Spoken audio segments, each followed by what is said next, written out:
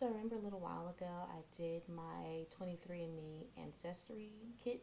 Well, I had the results and I was going to try to make it organic and open it and share it with you all, but I got excited, so I couldn't wait. But I'm going to share the results with you now. So, dun dun dun.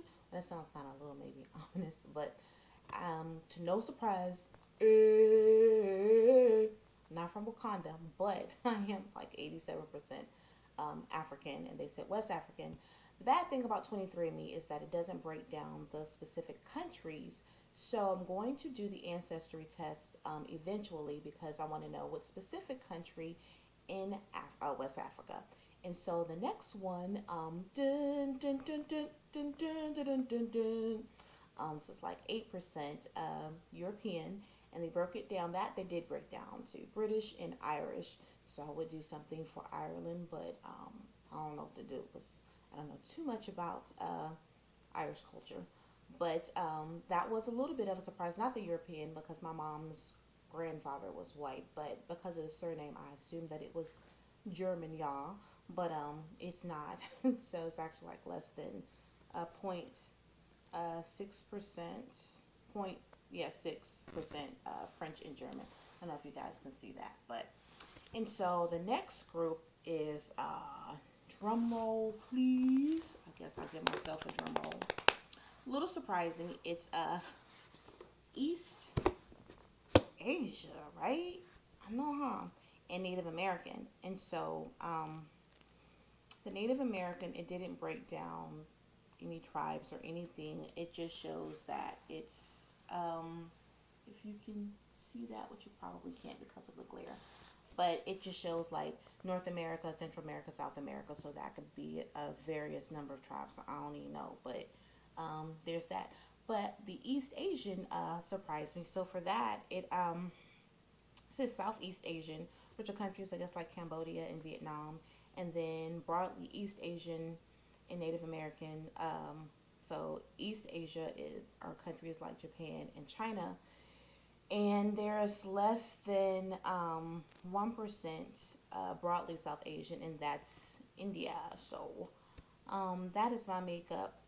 Uh, the Asian, yeah, did surprise me, but you never know. But I did it, and again, I'm going to do the ancestry because I want to know the specific breakdown of the different countries within these countries. One like other thing that I found really fascinating, it says your ancestry timeline. I really want you guys to be able to see this. But anyway, so over here, this is West Africa, and so it's say between 1940 and 1880 and 1940, at least. I most likely had a parent, grandparent, or great grandparent who was 100% West African, and so so it does that for each of the regions, like for British and Irish. It says the same, like from 1730 to 1820, at least one person was 100% British or Irish, and French and German as well.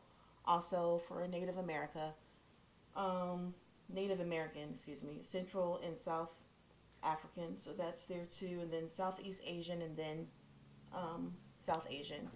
So it just kind of tells you when, back in your timeline, how many generations at least somebody was at least 100% South Asian or British or West African. So I thought that was pretty good. And then they have all of these uh, your different chromosomes and things like that. And I'm not a scientist, so I just went with you're 80 something percent this, you're 8 something percent this, 1 something percent that. So that's pretty much what I went through. I wanted to do ancestry because they had at least 1% of the European ancestry that was unassigned. So again, I don't know where that's from, but I would like to know, you know.